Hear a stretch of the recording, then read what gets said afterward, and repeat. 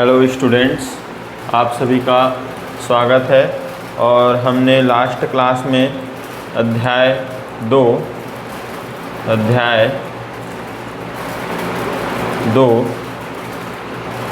जिसका नाम है पदार्थ, प्रकृति एवं व्यवहार। मतलब पदार्थ किसे कहते हैं, पदार्थ की प्रकृति क्या है और पदार्थ किस किस स्थितियों में किस प्रकार का व्यवहार करता है, पदार्थ कितने प्रकार का होता है, इन सभी का हमने कल अध्ययन किया था। कल हमने देखा था कि कैसे पदार्थ जो होता है उसका ये गुण होता है कि वह स्थान घेरता है और उसका द्रव्यमान होता है, स्थान घेरता है और उसका द्रव्यमान होता है, तो उसको हम पदार्थ कहते हैं। जैसे कि लोहा, कांच आदि। और जिसमें द्रव्यमान नहीं होता और या फिर स्थान नहीं घेरता, जैसे कि हो गया मुस्कान, विचार, है ना। ये न तो इनका कोई द्रव्यमान होता है न ये जगह घेरता है, तो इसको हम लोग पदार्थ नहीं कह सकते, मुस्कान, विचार आदि को, है ना। तो इसको हमने पढ़ा था। और फिर हमने कल जो लवाइजिए का जो हमारे इस विज्ञान में जो पदार्थ हम अध्ययन करते हैं उसमें जो उनका सहयोग था उसके बारे में हमने देखा था, जो उन्होंने भ्रांतियाँ तोड़ी थी, है ना। और कितने प्रकार के पदार्थ होते हैं, है ना, जो हम लोगों ने पढ़ा था। विलयन, कोलाइड, कल पढ़ा था विलयन, कोलाइड और निलंबन। इनके बारे में हमने कल अध्ययन किया था, है ना। जिसमें हमने देखा था कि जो विलयन होता है उसके अवयवों को हम नहीं देख पाते कि इसमें कौन कौन से अवयव हैं, और इसमें प्रकाश का पथ भी स्पष्ट दिखाई नहीं देता, ये विलयन का गुण है। और कोलाइड भी विलयन के समान होता है, इसमें हमें उसके जो विलयन होता है, जो पदार्थ होता है, उसके अवयव हमें दिखाई नहीं देते, परंतु इसमें भिन्नता ये होता है कि कोलाइड में प्रकाश का पथ स्पष्ट दिखाई देता है, तो वो पदार्थ कोलाइड कहलाता है। निलंबन जो होता है, निलंबन जैसे उदाहरण के लिए रेत और जल, इसमें हमें स्पष्ट दिखाई देता है कि कौन कौन से अवयव हैं, क्योंकि वो कभी मिल नहीं पाते, घुल नहीं पाते, है ना। और इसमें प्रकाश का पथ भी स्पष्ट दिखाई देता है, तो उसको हम निलंबन कहते हैं। तो चलिए, तो ये मिश्रण का प्रकार था जिसको हम लोगों ने पढ़ा था। आज हम एक नए टॉपिक के ऊपर बात करेंगे और वो टॉपिक है विलयन। विलयन के बारे में हम लोग जानेंगे कि विलयन क्या होता है। तो देखते हैं विलयन क्या है ना। विलयन क्या है, इसके बारे में हम जानते हैं। विलयन क्या है, विलयन क्या है, इसे हम देखते हैं। विलयन क्या क्या होता है, विलयन का गहन अध्ययन हम करते हैं। तो चलिए, विलयन क्या है हम देखते हैं। हम अपने आसपास दैनिक जीवन में नींबू के शरबत, है ना, नींबू के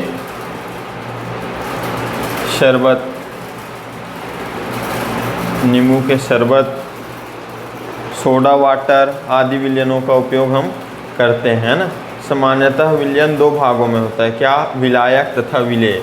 विलयन दो भागों से मिलकर बना होता है ना। प्रत्येक विलयन का दो भाग होता है। क्या क्या?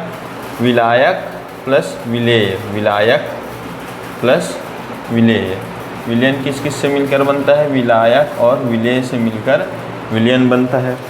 तो क्या है कि विलयन वह अवयव जिसकी मात्रा दूसरे अवयव से अधिक होता है तथा जो दूसरे अवयव को स्वयं मिलाता है ना, उसे विलायक, है ना। विलायक किसको कहते हैं? विलयन में जिस अवयव की मात्रा अधिक होती है, जिस अवयव की मात्रा अधिक होती है और जिस अवयव में विलेय क्या होता है? घुल जाता है, विलेय घुल जाता है, उसको विलायक कहते हैं।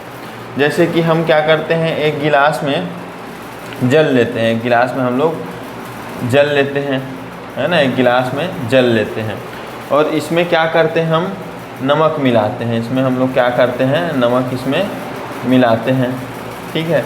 तो नमक मिल जाने के पश्चात क्या बनता है हमारे पास? ये जो है नमक और पानी का विलयन प्राप्त हुआ हमें। इसमें दो अवयव हैं, नमक और पानी, दोनों मिलकर हमें नमक और पानी का विलयन प्राप्त हुआ।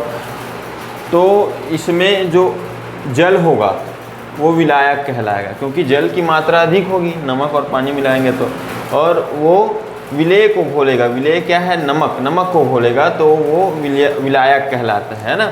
तो विलायक किसे कहते हैं हम लोग?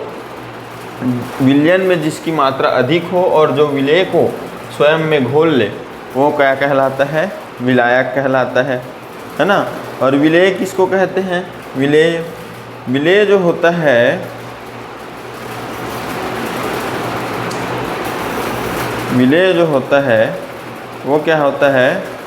कम होता है मात्रा और विलायक में घुलता है ना। जो विलायक में घुलता है, जैसे कि नमक जल में घुला तो वो विलेय कहलाएगा, और नमक की मात्रा तो कम रहेगा ना जल से, तो वो विलेय।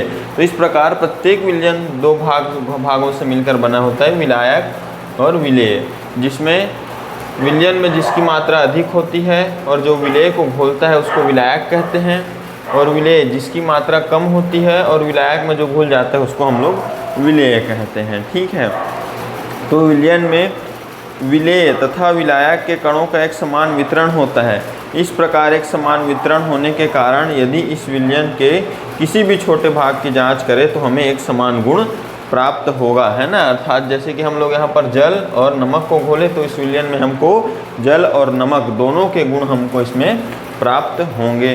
ठीक है। अर्थात ऐसे मिश्रण क्या होता है? समांगी मिश्रण होता है। ठीक है। इसको हम लोग समांगी मिश्रण, अब समांगी मिश्रण क्यों कह रहे हैं आप लोग याद कीजिए, जब हम लोग पढ़ रहे थे तब समांगी मिश्रण हमने क्या कहा था? किसको कहा था? मिश्रण के प्रकार जब हम लोग पढ़ रहे थे तब समांगी मिश्रण हम लोगों ने किसको कहा था? समांगी मिश्रण जो होता है वह ऐसा मिश्रण होता है जिसमें हम अवयवों की पहचान नहीं कर पाते। ऐसा विलयन या ऐसा पदार्थ जिसके अवयवों की पहचान हम नहीं कर पाते, है ना, उसको हम लोग क्या कहते हैं? समांगी मिश्रण। और क्यों नहीं कर पाते? क्योंकि वो पूरी तरीके से घुल जाता है। जैसे नमक और पानी, ये तो घुल जाएगा ना, घुलने के बाद हमको नमक और पानी अलग से तो दिखाई नहीं देगा, तो उसको ही हम समांगी मिश्रण कहते हैं। ठीक है। तो इस प्रकार विलयन क्या होता है? यहाँ पर समांगी मिश्रण ही होता है। ठीक है। तो अब देखिए, चोट लगने पर लगाया जाने वाला टिंचर आयोडीन, है ना। चोट लगने पर हम लोग लगाते हैं ना टिंचर आयोडीन, टिंचर आयोडीन। चोट लगने पर जो उपयोग करते हैं टिंचर आयोडीन, है ना। टिंचर आयोडीन या एल्कोहल टिंचर आयोडीन, है ना। तो इसमें टिंचर आयोडीन भी एक विलयन है। अब विलयन है तो मैंने जैसे कि इसके पहले बताया, विलयन तो दो भाग से मिलकर बना होता है, विलायक और विलेय। तो इस विलयन में, टिंचर आयोडीन के विलयन में विलायक जो होता है वो होता है एल्कोहल। इसमें विलायक होता है एल्कोहल, एल्कोहल की मात्रा अधिक होती है इसमें। और इसमें विलेय, एल्कोहल में हम क्या मिलाते हैं? आयोडीन, तब हमें टिंचर आयोडीन प्राप्त होता है ना, टिंचर आयोडीन प्राप्त होता है।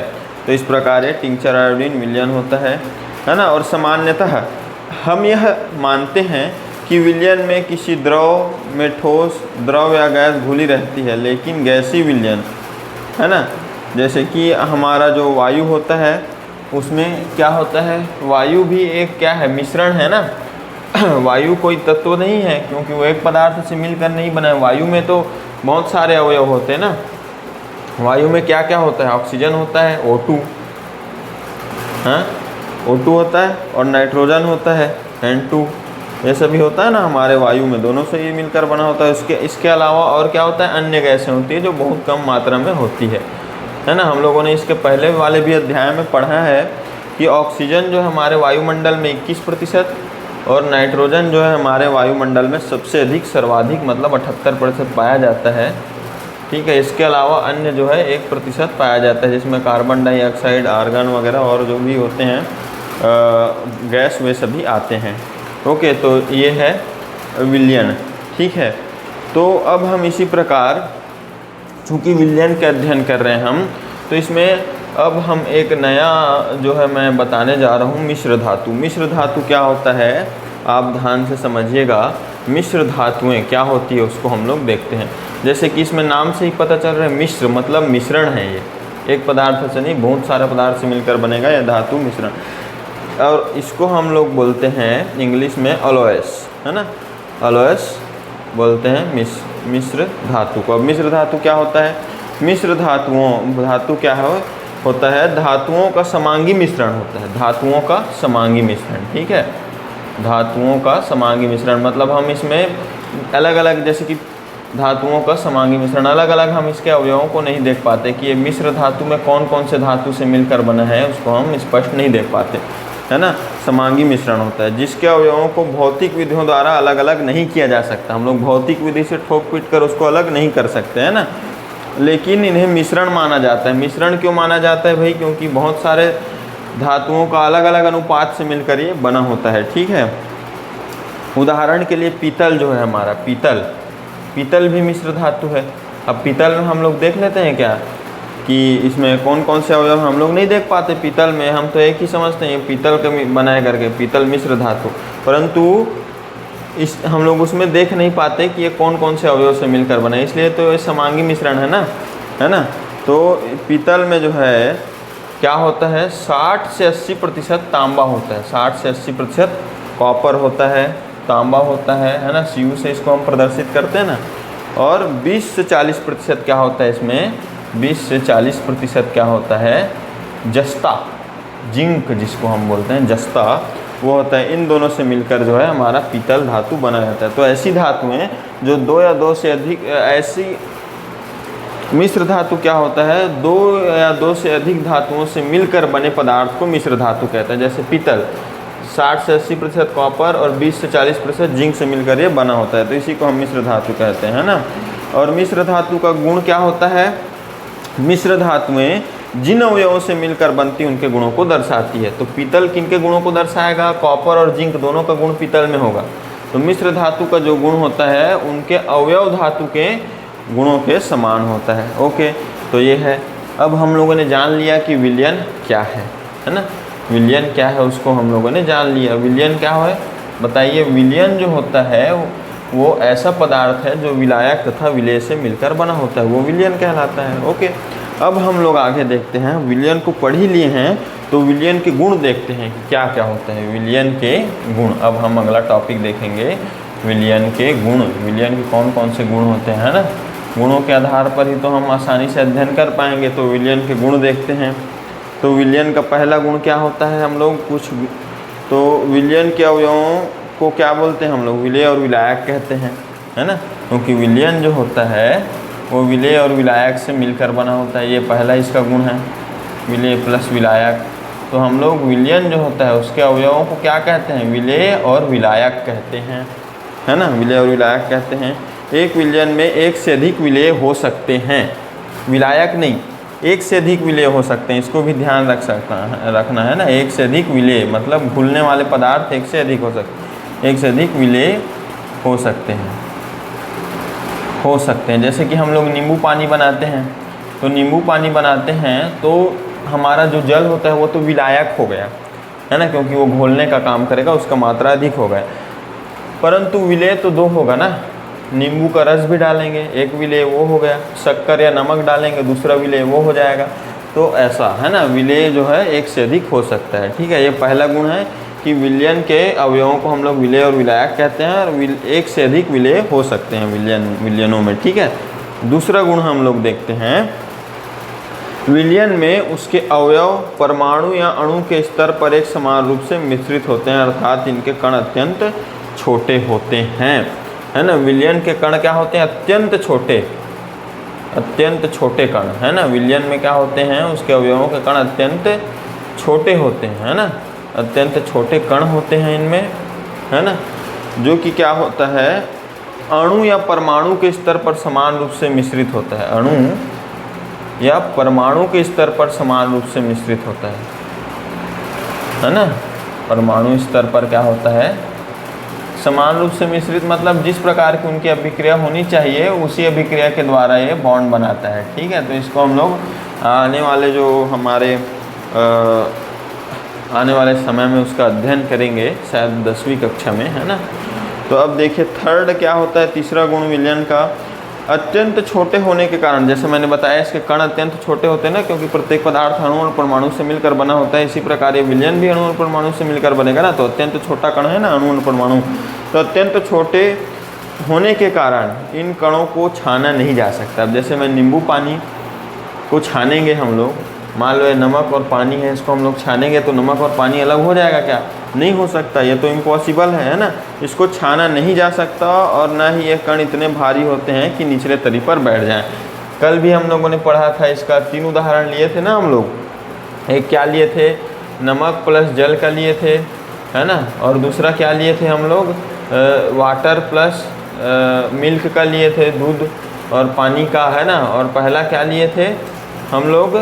नमक, है ना, नमक है ना, साल्ट प्लस वाटर का लिए थे। तो इसमें पूरा घुल गया था, कहाँ कण नीचे नहीं बैठ पाता था ना। और निलंबन जो था उसमें जो है रेत का कण था, इसलिए वो जो है हमको रेत प्लस जो था उसमें निलंबन था, तो उसमें देख पाते थे। तो यही इसमें बताया गया है कि इतना भारी कण इसमें नहीं होता कि वो बैठ जाए। थोड़ा देर रखने पर ऐसा नहीं है कि नींबू पानी बनाया है तो नींबू और शक्कर का कण नीचे बैठ जाएगा, ऐसा नहीं होता इसमें। तो ये भी एक गुण है ना।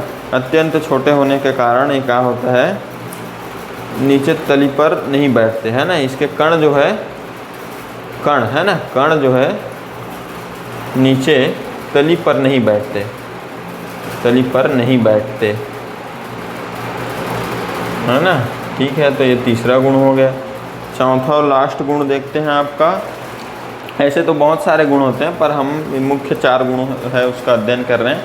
अपने छोटे आकार के कारण यह कण प्रकाश की किरणों को नहीं फैला सकते, इसलिए विलयन में प्रकाश का पथ दिखाई नहीं देता। कल देखे ना, विलयन, कोलाइड और निलंबन, जिसमें कोलाइड और निलंबन में प्रकाश का पथ दिखाई दे रहा था परंतु विलयन में प्रकाश का पथ दिखाई नहीं दे रहा था। यह भी विलयन का एक गुण है। ठीक है, प्रकाश का पथ दिखाई नहीं देता। विलयन से अगर हम किसी प्रकाश को गुजारें तो प्रकाश का पथ दिखाई नहीं देता, दिखाई नहीं देता। तो ये भी एक इसका गुण है। ओके, तो हम लोग आगे देखते हैं, है ना।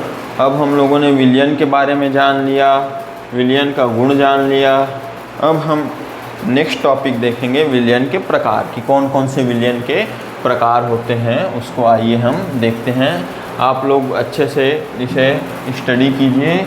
यदि आपको कुछ पूछना हो तो आप कमेंट करके पूछ सकते हैं। वीडियो अच्छा लगा हो तो आप लाइक कीजिए।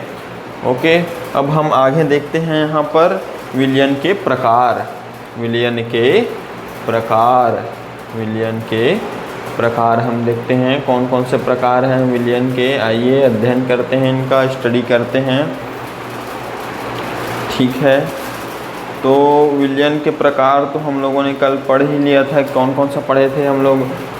चलिए आइए आज हम फिर से देखते हैं उसको। पहले इस पर कुछ विचार विमर्श हम लोग करते हैं। विलयन में उपस्थित विलेय पदार्थ की मात्रा के आधार पर, है ना। अब प्रत्येक जो हम वर्गीकरण करेंगे, विलयन के प्रकारों को वर्गीकरण करेंगे तो उसका कुछ तो आधार होगा ना। पहला देखें हम लोग अध्याय जो था उसमें हम लोग जो जीवों के जगत को बांटा था उसका कुछ आधार था। तो इसमें हम लोग विलयन के प्रकार को इस आधार विलेय पदार्थ की मात्रा के आधार पर बांटेंगे, है ना। किस आधार पर? विलयन का प्रकार किस आधार पर? विलेय पदार्थ की मात्रा के आधार पर, विलेय पदार्थ की मात्रा के आधार पर हम इसको बांटेंगे। तो चलिए आइए हम देखते हैं इसके विलयन। चलिए, तो हम लोग कल जो पढ़ रहे थे ना पदार्थ के प्रकार, उसमें 3 प्रकार बताए थे, विलयन, कोलाइड और निलंबन। तो अब विलयन के बारे में हम लोग अभी पहले पढ़ रहे हैं, फिर कोलाइड और निलंबन के बारे में भी पढ़ेंगे। तो विलयन पढ़ लिए, विलयन के गुण पढ़ लिए, अब विलयन के प्रकार पढ़ रहे हैं। तो विलयन के प्रकार को हम किस आधार पर वर्गीकृत किए हैं, किस आधार पर इसके प्रकार बनाए हैं? विलेय पदार्थ की मात्रा के आधार पर। तो विलयन के प्रकार विलेय पदार्थ की मात्रा के आधार पर क्या होता है? संतृप्त विलयन और असंतृप्त विलयन, है ना। क्या होता है? पहला तो होगा हमारा संतृप्त विलयन, संतृप्त विलयन, है ना। अब देखिए हम कोई विलयन बनाते हैं, कोई विलयन बनाते हैं। जैसे कि हम लोग क्या करते हैं, जल ले लेते हैं। अब जल में हम लोग क्या करते हैं? शक्कर घोलते हैं। इसमें हम लोग क्या करते हैं? शक्कर इसमें हम लोग घोलते हैं, है ना। और शक्कर को कब तक घोलते हैं? शक्कर को हम लोग घोलते हैं तब तक घोलते हैं जब तक शक्कर का घुलना बंद ना हो जाए, मतलब उस स्थिति में पहुंच जाए कि शक्कर घुलने ना लगे। तो उसको हम लोग क्या करते हैं, कुछ शक्कर के जो कण बच जाते हैं तो हम उसके क्या करते हैं, स्प्रिट लैंप की सहायता से उसको हम लोग गर्म कर देते हैं। स्प्रिट लैंप की सहायता से हम लोग उसको गर्म कर देते हैं। गर्म करने के पश्चात फिर घुलने लगता है। उसके बाद भी हम डालते जाते हैं शक्कर के कण, शक्कर को डालते जाते हैं। कुछ समय पश्चात वो भी घुलना बंद हो जाता है, अर्थात अब इसके बाद जो है शक्कर के कण नहीं घुल पाते, है ना। तो इसे ही हम संतृप्त विलयन कहते हैं। संतृप्त विलयन क्या हुआ? ऐसा विलयन जिसमें विलेय को और अधिक नहीं मिलाया जा सकता, है ना। विलेय पदार्थ को और नहीं मिलाया जा सकता, मतलब वो पूरी तरीके से संतुष्ट हो चुका है। वो विलायक में जितने घोलने की क्षमता है, जल में शक्कर को जितने घोलने की क्षमता है उसने उसको घोल लिया है, अर्थात वो संतृप्त हो चुका है, संतुष्ट हो चुका है। उसमें और शक्कर आप घोलना चाहोगे तो वो नहीं घुलेगा, तो उसको हम लोग संतृप्त विलयन कहते हैं, ना। ऐसा विलयन जिसमें विलायक की क्षमता अनुसार विलेय पदार्थ मिल चुका हो उसको हम लोग संतृप्त विलयन कहते हैं, ठीक है। और दूसरा है असंतृप्त विलयन। असंतृप्त विलयन, असंतृप्त विलयन क्या होगा? असंतृप्त विलयन जो होगा उसमें भी हम इसी का जैसे कि एक उदाहरण ले लेते हैं। उसमें हम लोग क्या करते हैं कि फिर इसमें जल लेते हैं और जल में क्या करते हैं, शक्कर के कण जो है इसमें मिलाते हैं और इसमें सिंपली उसको घोल देते हैं तो मिल गया शक्कर, तो आराम से मिल जाएगा। इसमें घोलेंगे तो आराम से मिल जाएगा। मतलब हम उस स्तर तक नहीं घोले जिस स्तर तक इसमें घोले। इसमें कहाँ तक घोले? संतृप्त होने तक। और इसमें संतृप्त होने तक हम लोग नहीं घोले, मतलब इसमें क्या किए, विलायक की क्षमता, विलायक की जितनी क्षमता है उतना हमने घोला, इसलिए तो उसके बाद हम लोग का शक्कर नहीं घुल रहा है। और इसमें हम लोग विलायक की क्षमता से कम घोला, इसलिए इसमें मिल जाएगा और डालेंगे तो ये असंतृप्त विलयन। तो संतृप्त और असंतृप्त विलयन क्या है? संतृप्त विलयन वह विलयन है जिसमें विलायक की क्षमता अनुसार विलेय पदार्थ घोल दिया गया हो, और असंतृप्त विलयन वह विलयन है जिसमें विलायक की जितनी क्षमता है उससे कम विलेय पदार्थ, है ना, विलायक की जितने घोलने की क्षमता है उससे कम विलेय पदार्थ घोला गया है, वह संतृप्त विलयन कहलाते हैं, है ना। अब देखो एक ये भी है कि इसमें हम लोग दो प्रकार से हम इसको और बांट सकते हैं, जो है तनु और सांद्र। तनु विलयन और सांद्र विलयन, है ना। इसको हम लोग, अब इसमें विलेय पदार्थ कितना उपस्थित है ना, उसके आधार पर भी हम बांट सकते हैं। ये तो क्या हुआ कि घुलनशीलता की जो क्षमता थी, विलेय पदार्थ की जो उपस्थिति, उसके आधार पर हमने बांटा संतृप्त और असंतृप्त विलयन। अब दो प्रकार से और इसमें बांट सकते हैं। दो प्रकार से कैसे बांट सकते हैं अब मैं बताता हूँ आपको। दो प्रकार और क्या होता है, विलेय की मात्रा के अनुसार जो होता है सांद्र विलयन और तनु विलयन। तो सांद्र विलयन क्या होगा, हम लोग क्या किए, ये जल है, अब जल में हम लोग क्या किए, इस वाले जल में क्या किए, एक चम्मच नमक घोले और इसमें आधा चम्मच नमक घोले। तो इसमें देखो विलेय की मात्रा अधिक है, मतलब इसकी सांद्रता अधिक होगी, ये सांद्र विलयन कहला जाएगा। और इसमें विलेय कम है इसलिए ये तनु विलयन कहला जाएगा। बस सिंपल यही है और कुछ नहीं है। तो ये सांद्र विलयन और तनु विलयन, जिसमें देखो इसमें दो, जैसे कि इसमें 2 चम्मच डाल दिए, इसमें 1 चम्मच, तो इसमें 1 चम्मच है ना, ये तो कम है इसलिए ये तनु विलयन कहलाएगा और वो सांद्र विलयन कहलाएगा। तो यही है ना। अब आइए हम लोग आगे देखते हैं विलयन की जो सांद्रता होती है, विलयन की सांद्रता हम लोग कैसे मापते हैं, उसका एक प्रश्न उत्तर हम लोग सॉल्व करते हैं। तो ये हम लोगों ने विलयन को पूरा पढ़ लिया, विलयन का अध्ययन हमने कर लिया। क्या क्या पढ़ा हम लोगों ने, विलयन क्या है, विलयन के कौन कौन से गुण हैं, विलयन के कितने प्रकार हैं, है ना, इसका हम लोगों ने अध्ययन किया है आज। और अब हम लोग इसमें एक प्रश्न सॉल्व करते हैं जिसमें हम क्या करेंगे, विलयन की सांद्रता ज्ञात करेंगे। देखिए उदाहरण के लिए पहला जो है क्या है, 1 विलयन के 520 ग्राम है ना, 1 विलयन के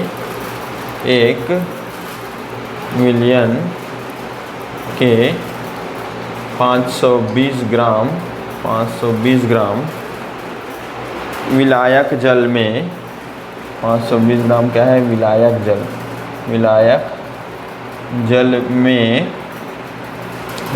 जल में 40 ग्राम साधारण नमक विलेय है ना, 40 ग्राम साधारण नमक विलेय है।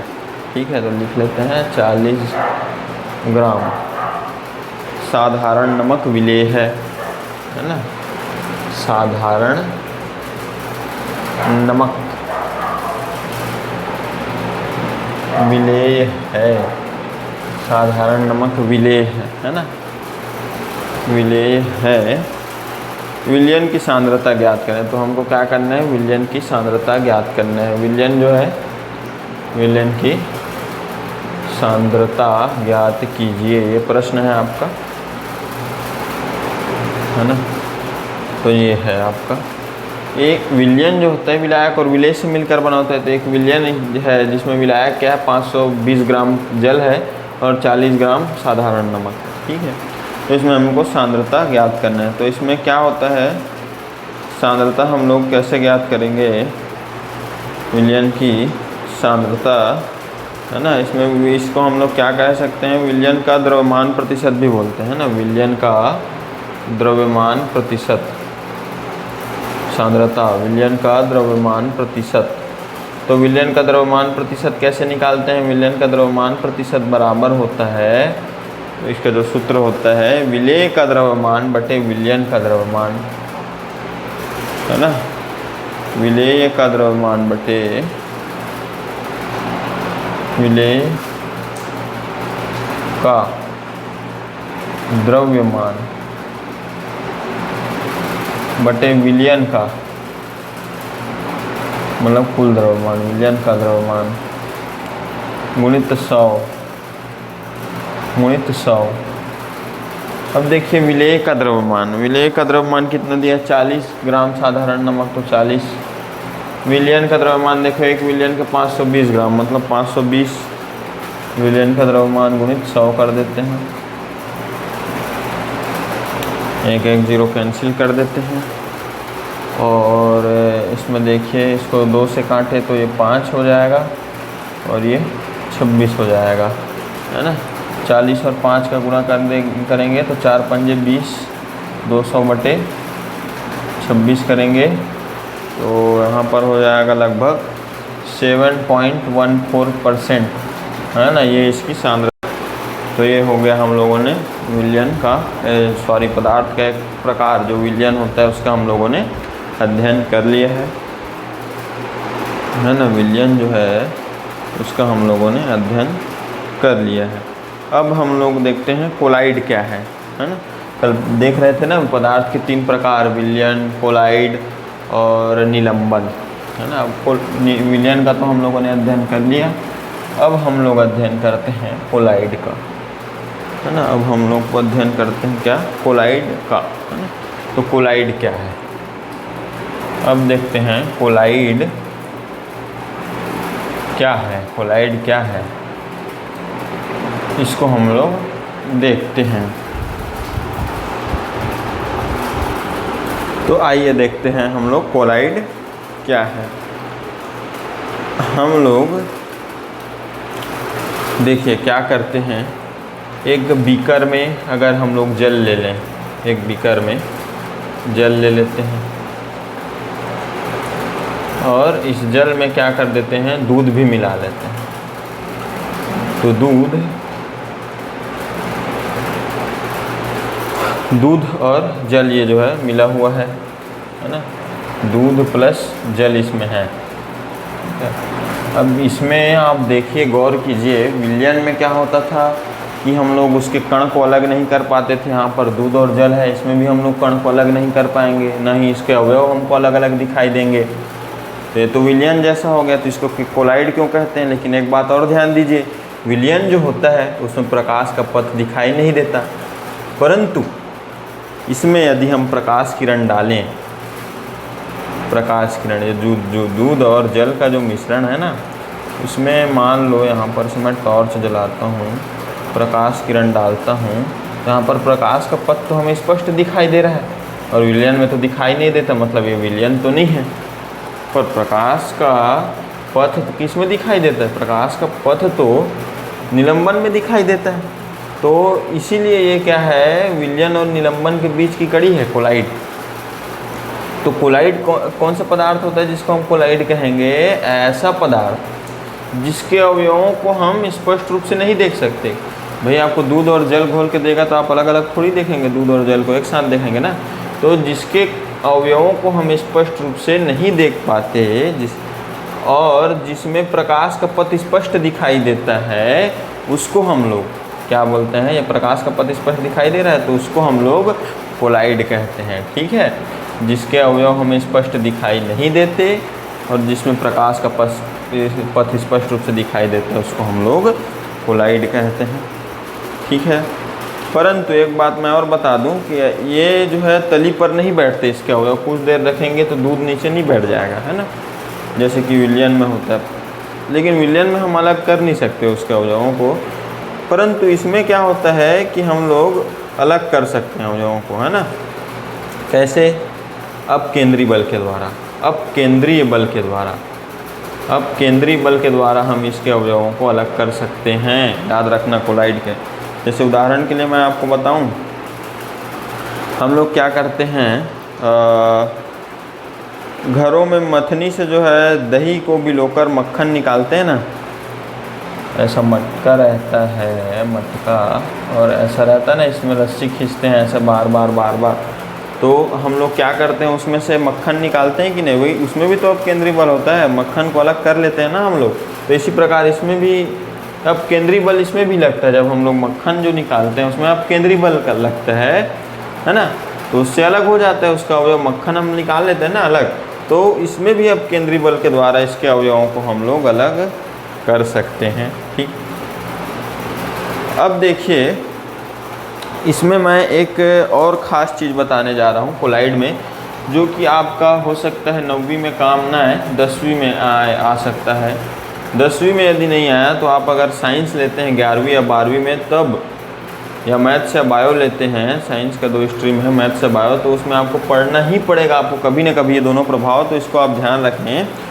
इसमें एक क्या होता है, इसके जो कण होते हैं ना, इसके जो कण होते हैं, इसमें पथ क्यों दिखाई देता है? विलयन में नहीं दिखाई देता, इसमें क्यों दिखाई देता है? पता है पथ क्यों दिखाई देता है? क्योंकि इसमें जो कण है, दूध और जल के जो कण हैं, वो क्या करते हैं, प्रकाश की किरण को फैला देते हैं। प्रकाश का जो हम लोग किरण डालते हैं ना, उसको ये फैला देता है, प्रकाश की किरण को फैला देता है, और इसी कारण इसमें प्रकाश का मार्ग दिखाई देने लगता है। इस प्रभाव को हम लोग क्या कहते हैं? टिंडल प्रभाव कहते हैं। ध्यान रखना दोस्त, टिंडल प्रभाव इसी को हम लोग कहते हैं, है ना। टिंडल प्रभाव किसको कहते हैं? जब किसी कोलाइड विलयन में प्रकाश गमन करता है तो प्रकाश को कोलाइड विलयन के कण क्या कर देते हैं? फैला देते हैं। कोलाइड विलयन के कण प्रकाश को फैला देते हैं। इस प्रभाव को टिंडल प्रभाव कहते हैं। ठीक, तो ये हो गया। अब टिंडल प्रभाव का एक बात और बता देता हूँ। उसका नाम टिंडल प्रभाव इसलिए पड़ा क्योंकि इसकी खोज जो है टिंडल नामक वैज्ञानिक ने की थी। ठीक है ना। और इस प्रभाव को अंधेरे कमरे में छोटे से छेद से आने वाले प्रकाश में देख सकते हैं ना हम लोग। अंधेरे कमरे में यह प्रभाव धूल और धुएं कणों के द्वारा फैलने के कारण होता है। ठीक, एक चीज़ और मैं बता दूं इसी कोलाइड विलयन में, इसको आप ध्यान रखें, टिंडल प्रभाव है ना, IMP है। ठीक है, भविष्य में काम आएगा या इसी साल भी काम आ सकता है। अब देखिए कोलाइड में जो विलेय के कणों पर विलायक के कण असीमित ढंग से बल लगाते हैं, है ना। विलेय के जो कण होते हैं, विलेय जैसे इसमें दूध विलेय है ना, दूध घुला हुआ है, उस पर क्या करते हैं, जो विलायक के कण है, जल के कण, जो भी विलायक है उसके कण असीमित ढंग से उसके ऊपर बल लगाते रहते हैं। कोलाइड में क्या करते हैं जो विलेय पदार्थ के जो कण हैं उस पर विलायक जो होता है वो असीमित ढंग से, मतलब कुछ भी असीमित, कभी ज़्यादा कभी कम, ऐसा बल उसमें लगाते रहता है ना, जिसके कारण ये जो विलयन होता है, ये जो विलयन बनता है ना, ये जो विलयन बना, ये कोलाइड जो विलयन बना, उसमें विलेय के कण क्या करते हैं, विलेय के कण असीमित ढंग से गति करते हैं। विलेय के कण असीमित ढंग से गति करते हैं, है ना, असीमित ढंग से गति करते हैं। जैसे कि मैं ये एक मान लो बताता हूँ कैसे गति करेगा। ये विलयन है पूरा, और इसमें ये दूध का कण आया तो ये इसमें जाएगा, टकरा के इधर वापस आएगा, फिर इधर जाएगा, फिर इधर जाएगा, मतलब ये गति उल्टा सीधा करता ही रहेगा, है ना। इसकी गति क्या होती है, अनियमित, अनियमित ढंग से गति होता है। इसको जिग-जैग बोलते हैं, अनियमित ढंग से गति होता है ना। इसको क्या कहते हैं, ब्राउनियन गति कहते हैं। इसको भी ध्यान रखना, ब्राउनियन, ब्राउनियन गति। ब्राउनियन गति क्या है, ब्राउनियन गति किसे कहते हैं, कोलाइड, कोलाइड विलयन में विलेय के कण अनियमित रूप से गति करते हैं, है ना, इधर उधर अनियमित रूप से गति करते रहते हैं, उसे ही क्या कहते हैं, ब्राउनियन गति कहते हैं। अब ब्राउनियन गति जैसा मैंने बताया, टिंडल प्रभाव इसलिए नाम है, टिंडल वैज्ञानिक ने खोज किया था। तो इसका भी खोज किसने किया था, रॉबर्ट ब्राउन ने किया था, इसलिए इसका नाम ब्राउनियन गति, उनके सम्मान में ब्राउनियन गति रखा गया। उन्होंने 1887 में इसका अध्ययन किया, ब्राउनियन गति का, और उसको खोज कर बताया कि जो विलयन होता है उसमें विलेय के कण जो होते हैं नियमित रूप से गति करते हैं, उसे ही हम लोग ब्राउनियन गति कहते हैं। ठीक है, चलिए अब आगे देखते हैं। अब देखिए, जैसे कि हम लोग बता रहा था मैं कि पदार्थ 3 प्रकार होता है, पदार्थ का बताया था ना, कल पढ़ रहे थे उसमें। पहला जो क्या होता है, विलयन, इसको हम लोग अच्छे से पढ़ लिए। दूसरा क्या होता है, कोलाइड, अभी इसको अच्छे से पढ़ लिए। इसमें ब्राउनियन गति और टिंडल प्रभाव भी हम लोग पढ़े, और इसको अब केंद्रीय बल के द्वारा अलग किया जा सकता है इसके कणों को, वो भी पढ़ लिए। ठीक, और लास्ट जो बताए थे एक और होता है जिसको निलंबन कहते हैं। 3 प्रकार होता है पदार्थ का, तो इसको हम लोग नहीं पढ़े। तो चलिए अब निलंबन क्या होता है उसको हम लोग देखते हैं, है ना। निलंबन क्या है देखते हैं, चलिए।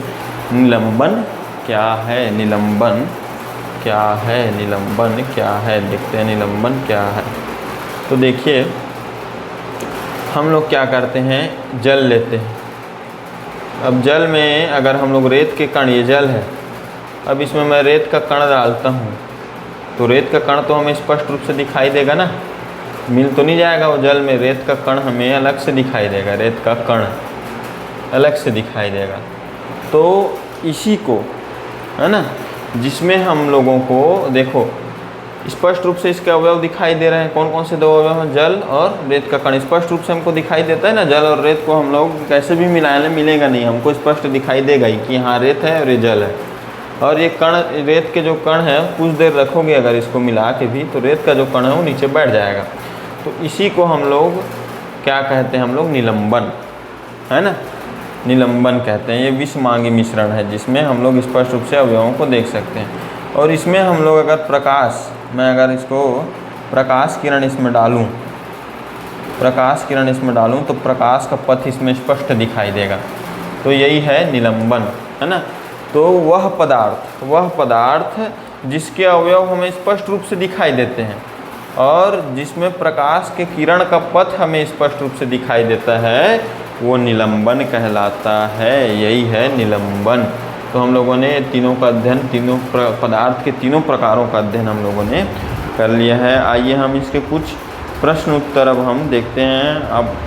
अब बताइएगा कमेंट बॉक्स में इसके आंसर। अब देखिए, यदि पूछा जाए आपको कि इनमें से, है ना, निम्नलिखित मिश्रणों में से कौन टिंडल प्रभाव प्रदर्शित करेगा। जैसे शक्कर का विलयन है, टिंडल प्रभाव प्रदर्शित करेगा कि नहीं, शक्कर का विलयन। पहली बात तो है कि टिंडल प्रभाव कौन प्रदर्शित करता है, कोलाइड। और ये शक्कर का विलयन क्या होगा, है ना, शक्कर का विलयन जो है कोलाइड नहीं होगा, है ना, क्योंकि शक्कर तो पूरी तरीके से जल में मिल जाता है और उसके कण हमें स्पष्ट दिखाई नहीं देते, है ना। तो ये तो विलयन है, और उसमें हम लोग अगर प्रकाश किरण गुजारे हैं तो उसका पथ भी हमें दिखाई नहीं देता, तो ये जो है विलयन है, इसलिए टिंडल प्रभाव प्रदर्शित नहीं करेगा, टिंडल प्रभाव प्रदर्शित नहीं करेगा।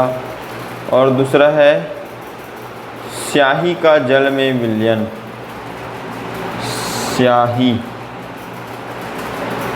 का जल में विलयन, तो ये जो है कोलाइड होगा ना, इसलिए क्या होगा, क्योंकि इसमें पूरा मिल तो जाएगा, कण है ना, देख तो नहीं पाएंगे हम लोग कि जल है ये है करके, पर इसमें प्रकाश का पथ स्पष्ट दिखाई देता है, इसलिए ये कोलाइड है और ये टिंडल प्रभाव प्रदर्शित करेगा। ठीक, टिंडल प्रभाव क्या है पता है ना, टिंडल प्रभाव क्या है आप लोग को पता है ना, क्या होता है कि कोलाइड विलयन में जब प्रकाश प्रवेश करता है तो कोलाइड विलयन के कण प्रकाश को फैला देता है, तो उसको हम लोग टिंडल प्रभाव कहते हैं। ठीक, अब आगे देखिए स्टार्च विलयन, नमक का विलयन है ना, जैसे नमक का विलयन है, इसको हम लोग पढ़ चुके हैं, तो विलयन है ना, कहाँ से प्रदर्शित करेगा, ये नहीं करेगा, टिंडल प्रभाव प्रदर्शित नहीं करेगा।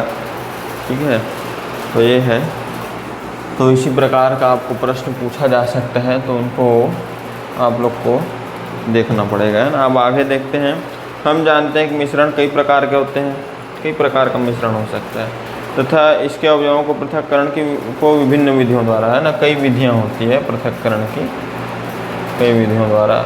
एक हम लोगों ने पढ़ा था ना आसवन, तो ये है, इसी अध्याय में पढ़ा था कल ही, मतलब पार्ट 1 जो है ना, अध्याय 2 का पार्ट 1, उसमें देखना, इसके लास्ट वीडियो उसको पहले वाला में ना, विधियाँ है ना, कई विधियों द्वारा इसको अलग करते हैं, और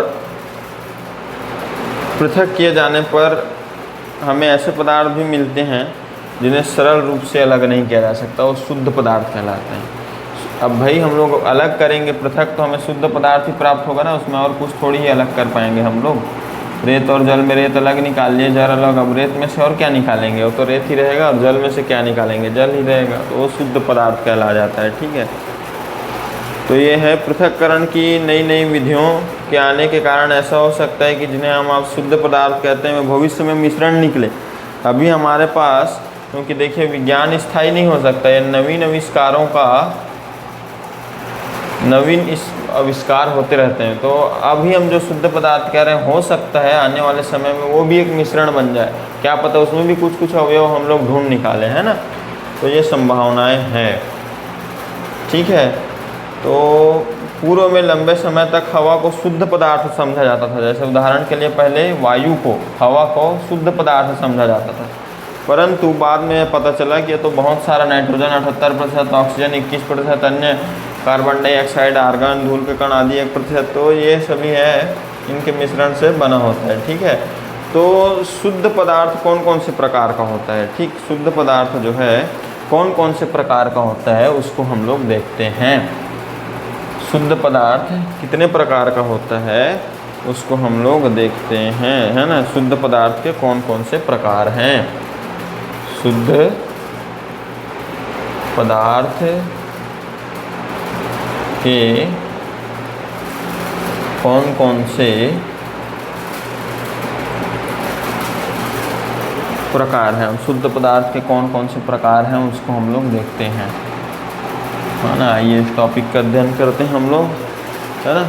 तो रासायनिक संगठन के आधार पर शुद्ध पदार्थों को तत्वों या यौगिकों में वर्गीकृत किया जाता है। हम लोग इसके पहले मिश्रण के बारे में पढ़ रहे थे ना, ध्यान रखना, मिश्रण ही तो था अभी जो पढ़ रहे थे, विलयन, कोलाइड वगैरह, है ना। अभी हम लोग पढ़ेंगे शुद्ध पदार्थ। तो शुद्ध पदार्थ क्या हो सकता है, तत्वों या यौगिकों में इसको वर्गीकृत किया जाता है, तत्वों या यौगिकों में वर्गीकृत किया जाता है शुद्ध पदार्थ, है ना, यौगिकों में, है ना। तो ये संगठन के आधार पर 3 भागों में बांटा जाता है ना पदार्थ को, तत्व, यौगिक और मिश्रण। मिश्रण को पढ़ चुके हैं अभी हम लोग।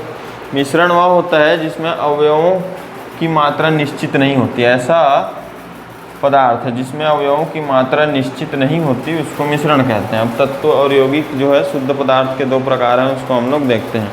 तो सबसे पहले हम तत्व का अध्ययन करते हैं। तत्व क्या है, है ना। तत्व वे पदार्थ हैं जिन्हें रासायनिक विधियों द्वारा दो या दो से अधिक पदार्थों में विभाजित नहीं किया जा सकता, है ना।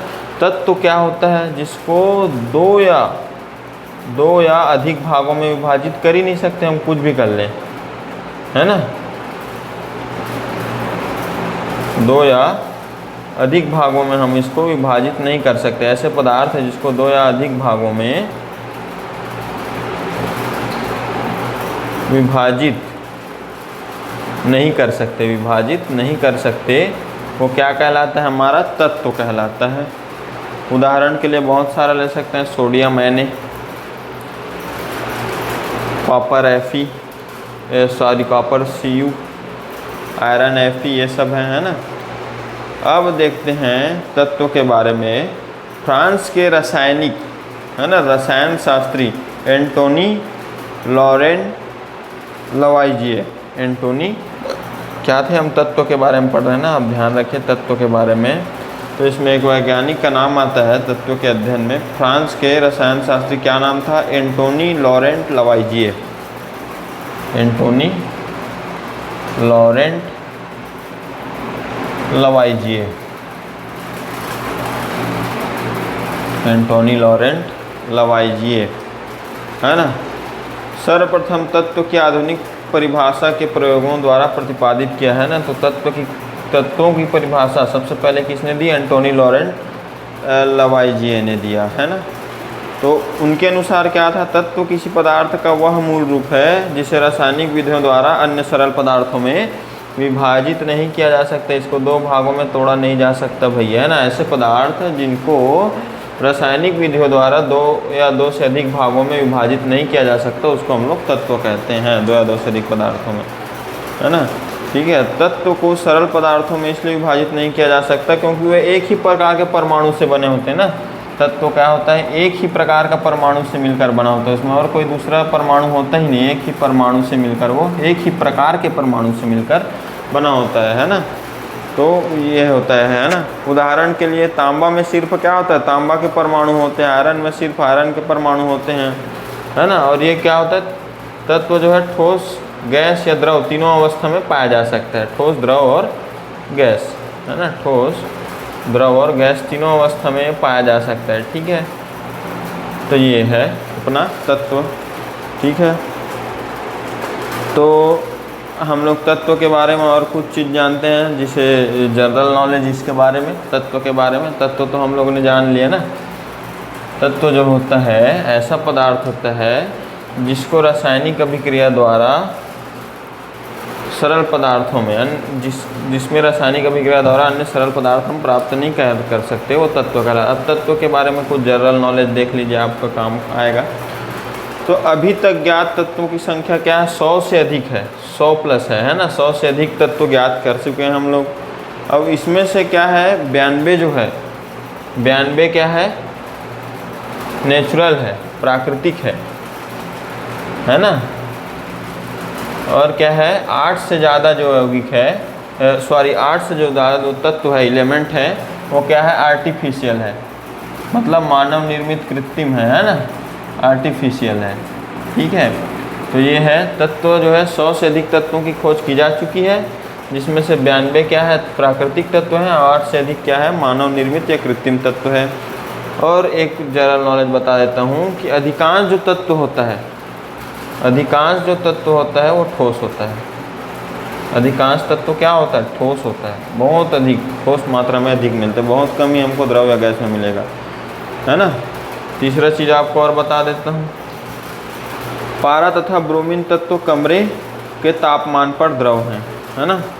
पारा और जो ब्रोमीन जो तत्व है ना, पारा और ब्रोमीन, वो कमरे के ताप पर क्या होता है, द्रव होता है। मैंने बोला ना, अधिकतर ठोस पाया जाता है, पर ये जो है द्रव में पाए जाते हैं, ठीक है। अब एक और बताते हैं, चौथा आपको इसके बारे में, तत्व के बारे में, कि गैलियम और सीजियम, है ना, गैलियम और सीजियम तत्व कमरे के तापमान मतलब 300 केल्विन से कुछ अधिक होने पर द्रव अवस्था में बदल जाते हैं, है ना। ये ठोस होता है पर द्रव में बदल जाता है, अगर तापमान में परिवर्तन हो तो द्रव में, है ना, ताप परिवर्तन में, ठीक है, द्रव में बदल जाता है ये, परिवर्तन होने से। ठीक, पांचवा एक और ज्ञान की बात आपको बता देता हूँ तत्वों के बारे में। अब हम लोग देखो बताया ना, अधिकतर ठोस होता है तत्व तो, और कुछ जैसे 12 ब्रोमीन ये द्रव होता है, या गैलियम सीजियम द्रव हो जाता है ताप बदलने पर 11 तत्व क्या होता है, गैस भी होता है। 11 तत्व क्या होता है, कमरे के ताप पर गैस भी होता है। तो ये तत्वों के बारे में कुछ जानकारी जो है। अब हम देखते हैं यौगिक। यौगिक क्या होता है ना, यौगिक क्या होता है। ठीक है, यौगिक क्या होता है। हम लोग शुद्ध पदार्थ के बारे में पढ़ रहे हैं। शुद्ध पदार्थ दो प्रकार का होता है, तत्व और यौगिक। तत्व हम लोग पढ़ लिए, यौगिक देखो। यौगिक क्या होता है, वह पदार्थ जिसके अवयव, वह पदार्थ जिसके अवयव निश्चित मात्रा में हो, निश्चित मात्रा में हो, निश्चित मात्रा में होता है हमेशा। वह पदार्थ जिसके अवयव हमेशा निश्चित मात्रा में होता है। जैसे अमोनिया, अमोनिया NH3 ही रहेगा, इसमें नाइट्रोजन 1 और हाइड्रोजन 3 ही रहेगा। इसको आगे पीछे किए तो ये यौगिक नहीं रह जाएगा, है ना। जल है, ये H2O ही रहेगा। इसमें अगर मैं O2 कर दूं या हाइड्रोजन को बढ़ा दूं, ऑक्सीजन को कम कर दूं, इधर उधर कर दूं, ये 2:1 के अनुपात में ही रहेगा। अगर इस अनुपात को बिगाड़ दूं तो वो यौगिक नहीं रहेगा। तो यौगिक क्या है, वह पदार्थ जिसके अवयव निश्चित मात्रा में, वो यौगिक होता है। ठीक है, तो ये यौगिक था। अब हम देखते हैं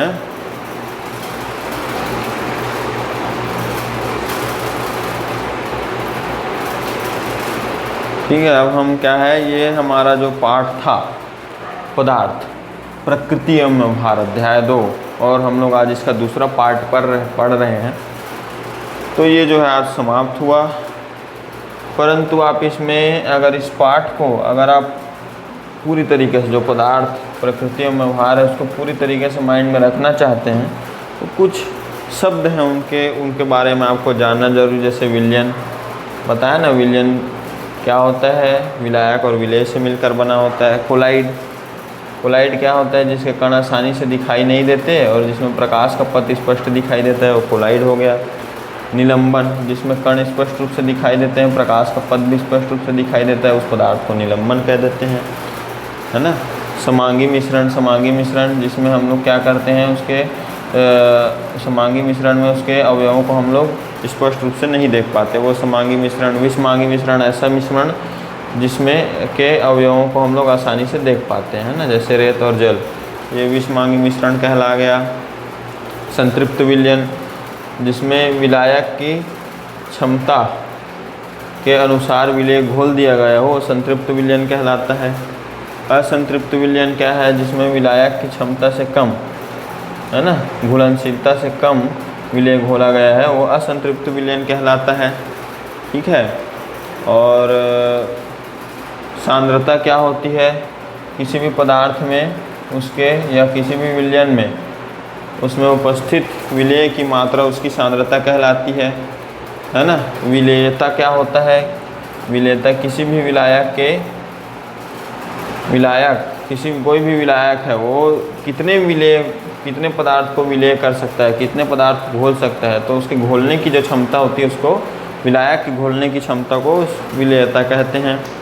और विलायक क्या होता है, विलयन का वह अवयव जो विलेय को घोले और जिसकी मात्रा अधिक हो विलयन में, वो विलायक कहलाता है। ठीक, तो ये इन चीज़ों को आप जान लिए तो समझ लो आप पाठ अच्छे से समझ गए। विलेय जो होता है विलयन में जिसकी मात्रा कम तथा जो विलायक में घुल जाता है वो विलेय कहलाता है।